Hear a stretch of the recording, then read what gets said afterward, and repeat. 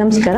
ಈಗ ನಾವು post app care ಅಂದ್ರೆ ಕಣ್ಣಿನ ಪೊರೆ ಚಿಕಿತ್ಸೆ ನಂತರ ಯಾವ ರೀತಿ ನೀವು ಕಣ್ಣಿನ ಆರೈಕೆ ಮಾಡ್ಕೋಬೇಕು ಅನ್ನೋದ್ರ ಬಗ್ಗೆ ಕೆಲವೊಂದು ಮಾಹಿತಿ ಹೇಳ್ತೀನಿ. First and foremost I surgery ಆಗಿದೆ ಅಂದ ಕೂಡಲೇ ನಾವು ಯೂಶಲಿ ನಿಮ್ಗೆ ಡಾರ್ಕ್ ಪ್ರೊಟೆಕ್ಟಿವ್ ಗ್ಲಾಸಸ್ ಅಂತ ಕೊಡ್ತೀವಿ. ಸೊ ಈ ಗ್ಲಾಸಸ್ ಏನಿದೆ ಕಂಪ್ಲೀಟ್ ಆಗಿ ನಿಮ್ ಐನ ಕವರ್ ಆಗುತ್ತೆ. ಈವನ್ ಡಸ್ಟ್ ಅಥವಾ ಏರ್ ಕೂಡ ಕಣ್ಣಿಗೆ ಟಚ್ ಆಗಬಾರ್ದು ಅನ್ನೋ ಒಂದು ಉದ್ದೇಶಕ್ಕೆ ನಾವು ಕಂಪ್ಲೀಟ್ ಕವರ್ ಆಗುವಂತ ಒಂದು ಡಾರ್ಕ್ ಸೇಫ್ಟಿ ಗ್ಲಾಸಸ್ ಕೊಡ್ತೀವಿ. ಸಾಮಾನ್ಯವಾಗಿ ಅದು ಒತ್ತುತ್ತೆ ಮೇಡಮ್, ಅದು ತುಂಬಾ ಟೈಟ್ ಇದೆ ಮೇಡಮ್ ಅಂತ ನಿಮ್ ಕಂಪ್ಲೇಂಟ್ಸ್ ಇರುತ್ತೆ. ಬಟ್ ಅಷ್ಟು ರಿಕ್ವೈರ್ಮೆಂಟ್ ಇರುತ್ತೆ, ಯಾಕಂದ್ರೆ ಒಂದು ಸಣ್ಣ ಡಸ್ಟ್ ಪಾರ್ಟಿಕಲ್ ಕೂಡ ನಿಮ್ ಕಣ್ಣಿಗೆ ತಾಗಬಾರ್ದು ಅಂತ. ಎರಡನೇದಾಗಿ ನಾವು ಒಂದು ಶೀಲ್ಡ್ ಅಂತ ಕೊಡ್ತೀವಿ. ಈ ಶೀಲ್ಡ್ ಉದ್ದೇಶ ಏನು ಅಂದ್ರೆ ನಾವು ಮಲಗುವಾಗ ಡಾರ್ಕ್ ಗ್ಲಾಸಸ್ ನ ತೆಗಿಬೇಕಾಗುತ್ತೆ. ಆ ಟೈಮಲ್ಲಿ ಈ ಐ ಶೀಲ್ಡ್ ಅಂತ ಏನಿದೆ ನಾವು ಒಂದು ಪ್ಲಾಸ್ಟರ್ ಹಾಕಿ ಆ ಕಣ್ಣಿನ ಪ್ರೊಟೆಕ್ಷನ್ಗೆ ಹಾಕೋದ್ರಿಂದ ನೀವು ಮಿಸ್ಟೇಕ್ ಆಗಿ ಆ ಕಡೆ ಮಲಗಿದ್ರು ಅಥವಾ ಏನಾದ್ರೂ ಅದು ಟಚ್ ಆದ್ರೂ ಕೂಡ ನಾವು ಇಂಜುರಿ ಪ್ರಿವೆಂಟ್ ಮಾಡ್ಲಿಕ್ಕೋಸ್ಕರ ಅಟ್ಲೀಸ್ಟ್ ಒಂದು 1 ವೀಕ್ ಐ ಶೀಲ್ಡ್ ನ ನಾವು ಬಳಸಕ್ಕೆ ಅಡ್ವೈಸ್ ಮಾಡ್ತೀವಿ. ಸೊ ನೆಕ್ಸ್ಟ್ ಕಾಮನ್ ಥಿಂಗ್ ಏನಂದ್ರೆ ಕಣ್ಣಿಗೆ ಡ್ರಾಪ್ಸ್ ಹೇಗೆ ಹಾಕಬೇಕು ಮೇಡಮ್ ಅಂತ. ಸೊ ಕಣ್ಣಿಗೆ ನಾವು 4 ಅಥವಾ 5 ರೀತಿ ಡ್ರಾಪ್ಸ್ ನ ಸಾಮಾನ್ಯವಾಗಿ ಜನ ಏನ್ ಕೇಳ್ತಾರೆ, ಇಷ್ಟೊಂದು ಡ್ರಾಪ್ಸ್ ಹಾಕ್ಬೇಕು ಮೇಡಮ್ ಅಂತಾರೆ. ಸೊ ಪ್ರತಿಯೊಂದು ಡ್ರಾಪ್ಸ್ಗೂ ಒಂದು ಉದ್ದೇಶ ಇರುತ್ತೆ. ಒಂದು ಆಂಟಿಬಯೋಟಿಕ್ ಇರುತ್ತೆ. ಆಂಟಿಬಯೋಟಿಕ್ ಏನ್ ಮಾಡುತ್ತೆ, ನಮ್ಗೆ ಇನ್ಫೆಕ್ಷನ್ ಆಗೋದನ್ನ ಪ್ರಿವೆಂಟ್ ಮಾಡುತ್ತೆ. ಎರಡನೇದು ಆಂಟಿ ಇನ್ಫ್ಲಮೇಟರಿ ಅಂದ್ರೆ ನೋವನ್ನ ಕಡಿಮೆ ಮಾಡುವಂತ ಒಂದು ಸ್ಟಿರಾಯ್ಡ್ ಡ್ರಾಪ್ಸ್, ನಾನ್ ಸ್ಟಿರಾಯ್ಡ್ ಡ್ರಾಪ್ಸ್ ಇರುತ್ತೆ. ಇದು ನಮ್ಮ ಬಾವು ಮತ್ತೆ ನೋವನ್ನ ಕಡಿಮೆ ಮಾಡೋ ಉದ್ದೇಶದಿಂದ ಕೊಡುವಂತದ್ದು. ಬೆಳಕನ್ನ ಆಲ್ಟರ್ ಮಾಡ್ಕೊಂಡು ಕಣ್ಣು ಕಮ್ಮಿ ಮಾಡಕ್ಕೆ ಇನ್ನೊಂಥರ ಡ್ರಾಪ್ಸ್ ಇರುತ್ತೆ. ಸೊ ಈ ರೀತಿ ನಾವು 3 to 4 ಡ್ರಾಪ್ಸ್ ನ ನಾವು ಬಳಸುವಂತದ್ದು ಪದ್ಧತಿ. ಸೊ ನೆಕ್ಸ್ಟ್ ಕಾಮನ್ ಕ್ವೆಶ್ಚನ್ ಏನಂದ್ರೆ ಡ್ರಾಪ್ಸ್ ಯಾವ ರೀತಿ ಹಾಕ್ಬೇಕು ಅಂತ. ಇದು ತುಂಬಾ ಇಂಪಾರ್ಟೆಂಟ್, ಯಾಕಂದ್ರೆ ನೀವು ಹ್ಯಾಂಡ್ ವಾಶ್ ಮಾಡ್ದೇನೆ ನೀವೇನಾದ್ರೂ ಟಚ್ ಮಾಡಿದ್ರೆ ಅದೇನಾದ್ರೂ ಡ್ರಾಪ್ಸ್ ಕಲುಷಿತ ಆಗಿ ನೀವು ಕಣ್ಣಿಗೆ ಡ್ರಾಪ್ಸ್ ಹಾಕೊಂಡ್ರೆ ಇನ್ಫೆಕ್ಷನ್ ಆಗೋ ಚಾನ್ಸಸ್ ಇರುತ್ತೆ. ಹಾಗಾಗಿ ಡ್ರಾಪ್ಸ್ ಹಾಕೋ ಮುನ್ನ ನೀವು ಹ್ಯಾಂಡ್ ವಾಶ್ ನೀಟಾಗಿ ಮಾಡ್ಕೊಳ್ಳಿ. ಯಾವ್ದಾದ್ರು ಹ್ಯಾಂಡ್ ವಾಶ್ ಸೊಲ್ಯೂಷನ್ ಅಲ್ಲಿ ಹ್ಯಾಂಡ್ ವಾಶ್ ಮಾಡ್ಕೊಂಡು, ಇದು ಒಂದು ಡ್ರಾಪ್ಸ್ ಒಂದು ಸ್ಯಾಂಪಲ್ ನಾನು ತೋರಿಸ್ತಾ ಇರೋದು. ಸೊ ಇದ್ರಲ್ಲಿ ಏನು ಈ ಕ್ಯಾಪ್ ಇರುತ್ತೆ, ಕ್ಯಾಪ್ ಮಧ್ಯ ಒಂದು ರಿಂಗ್ ಇರುತ್ತೆ ಎಲ್ಲಾ ಡ್ರಾಪ್ಸ್ಗೂ. ಸೊ ನಾವೇನ್ ಮಾಡ್ತೀವಿ, ಈ ಡ್ರಾಪ್ಸ್ ನ ಟೈಟ್ ಆಗಿ ಲಾಕ್ ಆಗಿರೋದನ್ನ ಅನ್ಲಾಕ್ ಮಾಡ್ತೀವಿ. ಈ ರೀತಿ ಒಂದು ಶಬ್ದ ಬರುತ್ತೆ. ಸೊ ಡ್ರಾಪ್ಸ್ ಇದು ಓಪನ್ ಆಯ್ತು ಅಂತ. ಅದ್ರ ನಂತರ ಈ ರಿಂಗ್ ಏನಿದೆ ಇದನ್ನ ನೀವು ತೆಗಿಬೇಕಾಗುತ್ತೆ. ಈ ರಿಂಗ್ ತೆಗೆದ ನಂತರ ಈ ಡ್ರಾಪ್ಸ್ ನ ನಾವು ನೀವು ಹಿಂಗ್ ನೋಡ್ಬೋದು, ಹಾಕಕ್ ಹೋದ್ರೆ ಬರಲ್ಲ, ಯಾಕಂದ್ರೆ ಇದು ಒಳಗಡೆಯಿಂದ ಸೀಲ್ ಆಗಿರುತ್ತೆ.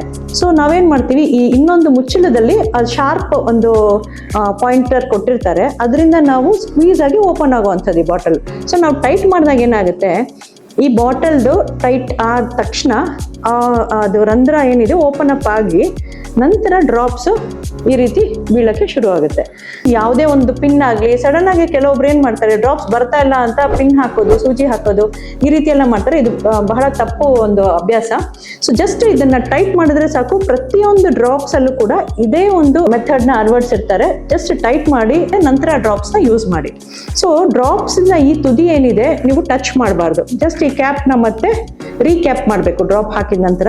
ಸೊ ಡ್ರಾಪ್ ಹಾಕುವಾಗ ಏನು ಅಂದ್ರೆ ಈ ಲೋವರ್ ಲಿಡ್ ಇರುತ್ತಲ್ಲ, ಇದನ್ನ ಜಸ್ಟ್ ಹಿಂಗ್ ಮೇಲ್ ನೋಡ್ಬಿಟ್ಟು ಆ ಒಂದು ಈ ಪೌಚ್ ಏನಿದೆ ಅದರೊಳಗೆ ಡ್ರಾಪ್ಸ್ ಬೀಳೋ ತರ ಹಾಕ್ಬೇಕಾಗುತ್ತೆ. ಮತ್ತೆ ಇದನ್ನ ಕ್ಯಾಪ್ ಮಾಡಿ ವಾಪಸ್ ಇಡುವಂಥದ್ದು. ಪ್ರತಿಯೊಂದು ಡ್ರಾಪ್ನು ಒಂದಾದ್ಮೇಲೆ ಒಂದು ಹಾಕಬಾರ್ದು. ನಾವು ಒಂದು ಟೈಮ್ ಶೆಡ್ಯೂಲ್ ಕೊಟ್ಟಿರ್ತೀವಿ ನಿಮ್ಗೆ, ಆ ಚಾರ್ಟ್ ಪ್ರಕಾರನೇ ನೋಡ್ಕೊಂಡು ಡ್ರಾಪ್ಸ್ ಹಾಕ್ಬೇಕು. ಯಾಕಂದ್ರೆ ಯೂಶುವಲಿ ಒಂದು ಡ್ರಾಪ್ ಮಾತ್ರ ಕೆಪಾಸಿಟಿ ಇರುತ್ತೆ ನಮ್ಮ ಕಣ್ಣಿಂದು. ಸೆಕೆಂಡ್ ಡ್ರಾಪ್ ಹಾಕಿದಾಗ ಏನಾಗುತ್ತೆ, ಕಣ್ಣೀರಲ್ಲದು ಹರಿದೋಗುತ್ತೆ. So at least minimum half an hour, 15 minutes to half an hour gap ಇರಲಿ ಪ್ರತಿಯೊಂದು ಡ್ರಾಪ್ಸ್ ಹಾಕಕ್ಕೆ ಮೊದಲು. ಥರ್ಡ್ ಮೋಸ್ಟ್ ಥಿಂಗು, ಹೇಗೆ ನಾವು ಮುಖನ ಕ್ಲೀನ್ ಮಾಡಬೇಕು ಅಂತ. ಸೊ ಯೂಶುವಲಿ ನಾವು ಒಂದು ಮೆಡಿಕೇಟೆಡ್ ವೈಪ್ಸ್ ಕೊಡ್ತೀವಿ. ಮೆಡಿಕೇಟೆಡ್ ವೈಪ್ಸ್ ಅದ್ರಲ್ಲಿ ಕೆಮಿಕಲ್ಸ್ ಇರಲ್ಲ. ಅದು ಒಂದು ಮೆಡಿಕೇಟೆಡ್ ಸಾಲ್ಟ್ ಸೊಲ್ಯೂಷನ್ಸ್ ಅಥವಾ ಆಂಟಿಬಯೋಟಿಕ್ ಸ್ವಲ್ಪ ಮಿಕ್ಸ್ ಮಾಡಿರೋಂಥ ಒಂದು ಟಿಶ್ಯೂ ಇರುತ್ತೆ. ಅದನ್ನ ನಾವು ಕ್ಲೀನ್ ಆಗಿ ಐಸ್ ಕ್ಲೀನ್ ಮಾಡ್ಕೋಬಹುದು. ಮತ್ತೆ ಫೇಸ್ ನ ಜಸ್ಟ್ ವೈಪ್ಸ್ ಅಲ್ಲಿ ನೀವು ಕ್ಲೀನ್ ಮಾಡ್ಕೋಬಹುದು. ಎಲ್ಲಿವರೆಗೂ ಅಂದ್ರೆ ಅಟ್ಲೀಸ್ಟ್ ಒಂದು 8 to 10 days ತನಕ ಈ ರೀತಿ ಕಣ್ಣು ಒಳಗೆ ಸೋಪು ಅಥವಾ ಶಾಂಪೂ ಹೋಗ್ಲಾರ್ದಂಗ್ ನೋಡ್ಕೋಬೇಕು. ಬಾಡಿ ಬಾತ್ ಮಾಡ್ಕೋಬಹುದು. ಹೆಡ್ ಬಾತ್ ನ ಅಟ್ಲೀಸ್ಟ್ 2 to 3 weeks ಅವಾಯ್ಡ್ ಮಾಡಕ್ ಹೇಳ್ತೀವಿ. ಉದ್ದೇಶ ಏನಂದ್ರೆ ಶಾಂಪೂ ಇಂದ ಅದು ಏನಾದ್ರೂ ಒಂದು ಕೆಮಿಕಲ್ ಸೊಲ್ಯೂಷನ್ ಕಣ್ಣಿಗೆ ಹೋದ್ರೆ ಅದು ಹೀಲಿಂಗ್ ಆಗ್ಲಿ ಇಂಟರ್ಫಿಯರ್ ಆಗಬಾರ್ದು, ಮತ್ತೆ ಇನ್ಫೆಕ್ಷನ್ ಬರಬಾರ್ದು ಅನ್ನೋ ಉದ್ದೇಶಕ್ಕೆ. ನಂತರ ನೆಕ್ಸ್ಟ್ ಅವರು ಕೇಳುವಂತ ಪ್ರಶ್ನೆ ಅಂದ್ರೆ ನಾರ್ಮಲ್ ಆಗಿ ನಾವು ಓದ್ಬೋದಾ ಅಂತ. ನಾರ್ಮಲ್ ಆಗಿ ಓದ್ಬೋದಾ ಅನ್ನಕ್ಕೆ ನಾವು ಯಾವ ರೀತಿ ಲೆನ್ಸ್ ಹಾಕಿದೀವಿ ಅದ್ರ ಮೇಲೆ ಅವಲಂಬಿತ ಇರುತ್ತೆ. ಕೆಲವೊಮ್ಮೆ ಮಲ್ಟಿಫೋಕಲ್ ಲೆನ್ಸ್ ಅಂತ ಹಾಕ್ತಾರೆ. ಮಲ್ಟಿಫೋಕಲ್ ಏನಾಗುತ್ತೆ, ದೂರದ್ದು ಮತ್ತೆ ಹತ್ರದ್ದು ಎರಡು ಒಂದೇ ಲೆನ್ಸ್ ಅಲ್ಲಿ ಇರೋದ್ರಿಂದ ಆಫ್ಟರ್ 2 to 3 days ನೀವು ಓದೋ ಅಭ್ಯಾಸಕ್ಕೆ ರೆಸ್ಯೂಮ್ ಆಗ್ಬೋದು. ಬಟ್ ಎಲ್ಲದನ್ನು ನಾವು ಡ್ರಾಪ್ಸ್ ಹಾಕೋವರೆಗೂ ಮಿನಿಮಲ್ ಆಗಿರ್ಬೇಕು, 15 ನಿಮಿಷ ಅಷ್ಟೇ. ಬಟ್ ಮಲ್ಟಿಫೋಕಲ್ ಹಾಕಿಲ್ಲ, ನಾವು ಮೋನೋಫೋಕಲ್ ಲೆನ್ಸ್ ಹಾಕಿದೀವಿ ಅಂದಾಗ ಮೋನೋಫೋಕಲ್ ಉದ್ದೇಶ ಏನು, ಬರೀ ದೂರದೃಷ್ಟಿ ನೋಡೋವಂಥದ್ದು. ಸೊ ಸಮೀಪ ದೃಷ್ಟಿಗೆ ಅವ್ರಿಗೆ ಗ್ಲಾಸ್ ಬೇಕಾಗುತ್ತೆ. ಹಾಗಾಗಿ ನಾವು 1 ತಿಂಗಳು ಗ್ಲಾಸ್ ಕೊಡೋವರೆಗೂ ನೀವು ಓದೋ ಅಭ್ಯಾಸದಿಂದ ದೂರ ಇರಬೇಕಾಗುತ್ತೆ, ಅಟ್ಲೀಸ್ಟ್ ಫಾರ್ 1 ಮಂತ್. ಯಾಕಂದ್ರೆ ನಿಮ್ಗೆ ಫೋಕಸಿಂಗ್ ಪವರ್ ಇರೋದಿಲ್ಲ ಹತ್ರದ. ಅದೇ ರೀತಿ ನೆಕ್ಸ್ಟ್ ನಾವು ವರ್ಕಿಗೆ ಯಾವಾಗ ರೆಸ್ಯೂಮ್ ಆಗಬೇಕು ಅಂತಾರೆ. ಸೊ ವರ್ಕಿಗೆ ಅಂದ್ರೆ ನೀವು ನಿಮ್ಗೆ ಯಾವ ಟೈಪ್ ಆಫ್ ವರ್ಕ್ ಅನ್ನೋದ್ರ ಮೇಲೆ ಹೋಗುತ್ತೆ. ಸೊ ಅಫಿಷಿಯಲ್ ವರ್ಕ್ ಜಸ್ಟ್ ನಿಮ್ದು ಸಿಸ್ಟಮ್ ವರ್ಕ್ ಇರುತ್ತೆ, ಹಾರ್ಡ್ಲಿ ಐ ಸ್ಟ್ರೈನ್ ಆಗುತ್ತೆ, ಭಾರ ಎತ್ತೋದೇನು ಇರಲ್ಲ ಅಂತ ಆದ್ರೆ ಒಂದು 15 days to 3 weeks ಆದ ನಂತರ ನೀವು ರೆಸ್ಯೂಮ್ ಆಗ್ಬೋದು. ಬಟ್ ತುಂಬಾ ವಜೆ ಕೆಲಸ ಮಾಡಬೇಕು, ಅಗ್ರಿಕಲ್ಚರಲ್ ಪರ್ಸನ್ ಅಥವಾ ಯಾವ್ದಾದ್ರು ಮೇಸನ್ ತುಂಬಾ ಹಾರ್ಡ್ ವರ್ಕ್ ಮಾಡೋರಂಥವ್ರಿಗೆ ಬಗ್ಗೆ ಎದಳೋದು, ಭಾರ ಎತ್ತೋದು ಇವೆಲ್ಲ ಮಾಡೋದನ್ನ ನಾವು 6 weeks ತನಕ ಅವಾಯ್ಡ್ ಮಾಡಕ್ ಹೇಳ್ತೀವಿ. ಯಾಕಂದ್ರೆ ಈ ಪೀರಿಯಡ್ ಅಲ್ಲಿ ಕಣ್ಣಿನಲ್ಲಿ ಬಹಳಷ್ಟು ಬದಲಾವಣೆ ಆಗ್ತಾ ಇರುತ್ತೆ. ಅದರಿಂದ ನರಕ್ಕೆ ಎಫೆಕ್ಟ್ ಆಗಬಾರ್ದು ಅನ್ನೋ ಉದ್ದೇಶಕ್ಕೆ 4 to 6 weeks ರೆಸ್ಟ್ ಅಲ್ಲಿ ಇರಕ್ ಹೇಳ್ತೀವಿ. ಯಾರಿಗೆ ಅಂದ್ರೆ ತುಂಬಾ ಹಾರ್ಡ್ ವರ್ಕಿಂಗ್ ಪೀಪಲ್ಗೆ. ಸೊ ಜಸ್ಟ್ ಆಫೀಸ್ ಜಾಬ್ ಅಂದ್ರೆ ಅದೇ ಹೇಳಿದ್ನ 2 to 3 weeks ಅಲ್ಲಿ ನೀವು ರೆಸ್ಯೂಮ್ ಆಗ್ಬೋದು. ತಲೆ ಸ್ನಾನ ಯಾವಾಗ ಮಾಡ್ಬೋದು? ತಲೆ ಸ್ನಾನ ಅಟ್ಲೀಸ್ಟ್ ಒಂದು 3 weeks ನಂತರ ನೀವು ಶಾಂಪೂ ಮಾಡ್ಕೋಬಹುದು. ಕಣ್ಣು ಆದಷ್ಟು ಕ್ಲೋಸ್ ಆಗಿರ್ಲಿ, ಕೆಮಿಕಲ್ಸ್ ಕಣ್ಣಿನೊಳಗೆ ಹೋಗ್ಲಾರ್ದಂಗೆ ಜಾಗ್ರತೆ ಮಾಡ್ಕೊಂಡು ನೀವು ಹೆಡ್ ಬಾತ್ ಮಾಡ್ಕೋಬಹುದು. ನೆಕ್ಸ್ಟ್ ಕಾಸ್ಮೆಟಿಕ್ಸ್ ಕೂಡ ಅಷ್ಟೇ, ನಾವು ಯೂಶುವಲಿ ಒಂದು 6 weeks ತನಕ ಅವಾಯ್ಡ್ ಮಾಡಿ ಅಂತ ಹೇಳ್ತೀವಿ.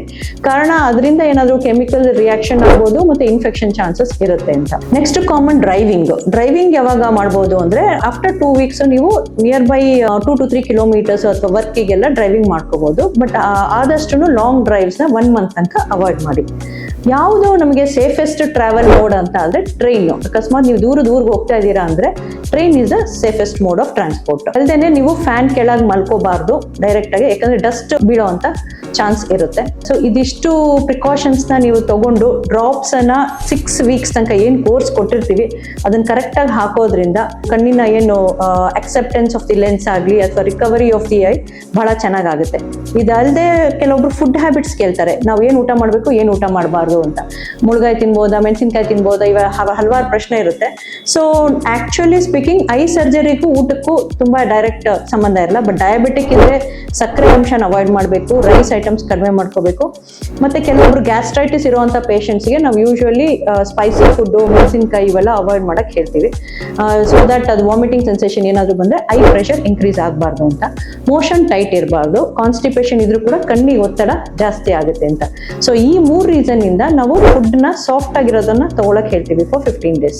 ಸೊ ಈಗ ಪೋಸ್ಟ್ ಆಪರೇಟಿವ್ ಪೀರಿಯಡ್ ಅಲ್ಲಿ ಸ್ವಲ್ಪ ಕಣ್ ಚುಚ್ಚೋದು, ಸ್ವಲ್ಪ ಕಣ್ ಕೆಂಪಿರೋದು, ಏನೋ ಒತ್ತದಂಗ ಆಗೋದು, ಇದು ಸಾಮಾನ್ಯವಾಗಿ ಎಲ್ಲಾ ಪೋಸ್ಟ್ ಆಪ್ ಪೇಷಂಟ್ಸ್ ಅಲ್ಲಿ ಕಂಡು ಬರುವಂತ ಒಂದು ಲಕ್ಷಣಗಳು. ಬಟ್ ನೀವು ಯಾವಾಗ ಅದನ್ನ ಯಾವ ಸಿಂಪ್ಟಮ್ಸ್ ನ ನೀವು ಸೀರಿಯಸ್ ಆಗಿ ತಗೋಬೇಕು, ಯಾವ ಸಿಂಪ್ಟಮ್ಸ್ ಬಂದಾಗ ನೀವು ಇಮಿಡಿಯೇಟ್ ಆಗಿ ಹೆಲ್ಪ್ ಲೈನ್ ಕಾಲ್ ಮಾಡಿ ಇಮಿಡಿಯೇಟ್ ಆಗಿ ಯಾವಾಗ ನೀವು ಡಾಕ್ಟರ್ ನ ಅಪ್ರೋಚ್ ಮಾಡ್ಬೇಕು ಅನ್ನೋದ್ರ ಬಗ್ಗೆ ಹೇಳ್ತಿದ್ದೀನಿ. ಸೊ ಯಾವ್ದಾದ್ರು ಒಂದು ಇವಾಗ ಕಣ್ಣು ನಾರ್ಮಲ್ ಇದ್ದಿರೋ ಅಂತ ಕಣ್ಣು ಸಡನ್ ಆಗಿ ಕೆಂಪಾಗೋದು, ಕಣ್ಣಲ್ಲಿ ಡಿಸ್ಚಾರ್ಜ್ ತುಂಬಾ ಕಂಟಿನ್ಯೂಸ್ ಆಗಿ ಬರ್ತಾ ಇರುವಂತದ್ದು, ನೋವು ಕಾಣಿಸ್ಕೊಳ್ಳೋ ಅಂತದ್ದು, ದೃಷ್ಟಿ ಏನು ನಮ್ಗೆ ಪೋಸ್ಟ್ ಆಪ್ ಪೀರಿಯಡ್ ಅಲ್ಲಿ ನನ್ಗೆ ಏನ್ ದೃಷ್ಟಿ ಇತ್ತು ಸಡನ್ ಆಗಿ ಅದು ಡಿಮ್ ಆಗ್ತಾ ಇದ್ರೆ ಇವೆಲ್ಲವೂ ಪೋಸ್ಟ್ ಆಪ್ ಪೀರಿಯಡ್ ಇನ್ಫ್ಲಮೇಷನ್ ಅಥವಾ ಇನ್ಫೆಕ್ಷನ್ ಅಂತ ಹೇಳ್ತೀವಿ. ಸೊ ಇವೆರಡರದ್ದು ಒಂದು ಲಕ್ಷಣಗಳು. ಈ ರೀತಿ ಯಾವ್ದಾದ್ರು ನಿಮಗೆ ಸಿಂಪ್ಟಮ್ಸ್ ಪೋಸ್ಟ್ ಆಪರೇಟಿವ್ ಪೀರಿಯಡ್ ಅಲ್ಲಿ ನೋಟ್ ಮಾಡಿದ್ರೆ ತಕ್ಷಣ ಆ ದಿನಾನೇ ನೀವು ಕನ್ಸರ್ನ್ ಸ್ಪೆಷಲಿಸ್ಟ್ ನ ಭೇಟಿ ಆಗ್ಬೇಕು. ಇಮಿಡಿಯೇಟ್ ಆಗಿ ಒಂದು ಫೋನ್ ಕಾಲ್ ಮಾಡಿ ಅಪಾಯಿಂಟ್ಮೆಂಟ್ ಬುಕ್ ಮಾಡಿ ದಯವಿಟ್ಟು ಅದೇ ದಿನ ನೀವು ಸಂಪರ್ಕಿಸೋದು ಬೆಟರ್ ಅಂತ ಹೇಳ್ತಾ, ಈ ಪೋಸ್ಟ್ ಆಪರೇಟಿವ್ ಪೀರಿಯಡ್ ನ ಮೆಡಿಸಿನ್ಸ್ ಏನಿದೆ ಒಂದು ಕೂಡ ತಪ್ಪಿಸ್ತೇನೆ ಕರೆಕ್ಟ್ ಆಗಿ ಹಾಕಿ ಅಂತ ಹೇಳ್ತೀವಿ. ಸೊ ಪೋಸ್ಟ್ ಆಪ್ ಪೀರಿಯಡ್ ಅಲ್ಲಿ ಯಾವಾಗ ನಿಮ್ ಚೆಕಪ್ ಇರುತ್ತೆ ಅಂತ. So first post op day ನಾವು ನೋಡ್ತೀವಿ. ಇವತ್ತು ಸರ್ಜರಿ ಆಗಿದೆ ಅಂದ್ರೆ ವೆರಿ ನೆಕ್ಸ್ಟ್ ಡೇ ನೀವು ಬಂದು ಒಂದ್ಸತಿ ಕಣ್ಣಿನ ಚೆಕಪ್ ಆಗ್ಬೇಕು. ಅದ್ರ ನಂತರ ನಾವು 5th day to 7th day ಅಲ್ಲಿ ಇನ್ನೊಂದು ಚೆಕಪ್ ಇರುತ್ತೆ. ಅದ್ರ ನಂತರ 1 month ಆದ ನಂತರ ಒಂದು ಪೋಸ್ಟ್ ಆಪ್ ಚೆಕಪ್ ಇರುತ್ತೆ. ಈ 1 month ಬಿಟ್ವೀನ್ 4 to 6 weeks ಆ ಚೆಕಪ್ ಅಲ್ಲಿ ನಾವು ನಿಮ್ಗೆ ಕನ್ನಡಕದ ಒಂದು ಟೆಸ್ಟ್ ಮಾಡಿ ಕನ್ನಡಕ ಕೊಡ್ತೀವಿ. ಮಲ್ಟಿಫೋಕಲ್ ಆಗಿದ್ರೆ ನಿಮ್ಗೆ 2 ಪವರ್ ಇರೋದು ಕಣ್ಣಲ್ಲೇ ಒಂದು ಅವಲಂಬಿತವಾಗಿರುತ್ತೆ. ಬಟ್ ಮೋನೋಫೋಕಲ್ ಇದ್ದಾಗ ದೂರ ದೃಷ್ಟಿಗೆ ನಮ್ ಲೆನ್ಸ್ ಕೆಲಸ ಮಾಡುತ್ತೆ, ಹತ್ರ ದೃಷ್ಟಿಗೆ ನಾವು ಏನ್ ಪವರ್ ಬೇಕು ಅಂತ ಕ್ಯಾಲ್ಕುಲೇಟ್ ಮಾಡ್ಕೊಂಡು ಟೈಮ್ ಅಲ್ಲಿ ಮತ್ತೆ ಇನ್ನೊಂದು ಕಣ್ಣ ಕಾಂಪನ್ಸೇಟ್ ಮಾಡ್ಕೊಂಡು 2 ಕಣ್ಣಿಗೆ ಒಂದೊಂದರ ಒಂದು ಸ್ಪೆಕ್ಟಿಕಲ್ ಪ್ರಿಸ್ಕ್ರಿಪ್ಷನ್ ಕೊಡ್ತೀವಿ. ಸ್ಪೆಕ್ಟಿಕಲ್ ಪ್ರಿಸ್ಕ್ರಿಪ್ಷನ್ ಕೊಟ್ಟ ನಂತರ ಡಯಾಬಿಟಿಕ್ ಪೇಷಂಟ್ ಇರ್ಬೋದು, ಹೈಪರ್ಟೆನ್ಸಿವ್ ಪೇಷಂಟ್ ಇರ್ಬೋದು ಅಥವಾ ಬೇರೆ ಯಾವ್ದಾದ್ರು ರೆಟಿನಾ ಸಮಸ್ಯೆ ಇರುವಂತ ಪೇಷಂಟ್ಸ್ ಕೂಡ ಇರ್ತಾರೆ. ಹಾಗಾಗಿ ನಿಮ್ ಪೋಸ್ಟ್ ಆಪ್ ಪೀರಿಯಡ್ ಮುಗಿದ ಕೂಡಲೇ ಅಲ್ಲೇ ನಂದು ಎಲ್ಲಾರ್ದು ಟೆಸ್ಟ್ ಮುಗೀತು ಅಂತಲ್ಲ, ಪರ್ಟಿಕ್ಯುಲರ್ ಡಾಕ್ಟರ್ ಯಾವಾಗ ನೆಕ್ಸ್ಟ್ ನಿಮ್ಗೆ ರೀಚೆಕ್ಅಪ್ ಹೇಳಿರ್ತಾರೆ ಖಂಡಿತವಾಗಿಯೂ ಬಂದು ರೆಟಿನಾ ಪರೀಕ್ಷೆನ ಮಾಡಿಸ್ಕೋಬೇಕಾಗುತ್ತೆ. ಯಾಕಂದ್ರೆ ಡಯಾಬಿಟಿಕ್ ಪೇಷಂಟ್ಸ್ಗೆ ಡಯಾಬಿಟಿಕ್ ರೆಟಿನೋಪತಿ ಬರೋ ಚಾನ್ಸಸ್ ಇರುತ್ತೆ. ARMD ಅಂತ ಹೇಳ್ತೀವಿ, ಏಜ್ ರಿಲೇಟೆಡ್ ಮ್ಯಾಕ್ಯುಲರ್ ಡಿಜನರೇಷನ್ ಅಂತ. ಇದು ವಯಸ್ಕರಲ್ಲಿ ಸಾಮಾನ್ಯವಾಗಿ ಕಂಡುಬರುವಂತ ಒಂದು ಕಾಯಿಲೆ. ನೀವು ನೆಗ್ಲೆಕ್ಟ್ ಮಾಡಿ ಏನೋ ಒಂದು ಇರಬೇಕು, ನೋಡೋಣ ಮುಂದೆ ಲೆನ್ಸ್ ಹೆಂಗೋ ಹಾಕಿದೀವಲ್ಲ ಅಂತ ಆದ್ರೆ ಅದು ಇಂಥ ಒಂದು ಒಳಗಿನ ಸಮಸ್ಯೆಗಳು ಹೆಚ್ಚಾಗೋ ಚಾನ್ಸಸ್ ಇರುತ್ತೆ. ಹಾಗಾಗಿ ಪೋಸ್ಟ್ ಆಪರೇಟಿವ್ ನಿಮಗೆ ಕನ್ನಡಕ ಕೊಟ್ಟ ನಂತರ ಕೂಡ at least once in 6 months I checkup ಮಾಡಿಸ್ಕೊಳ್ಳಿ. ಧನ್ಯವಾದಗಳು.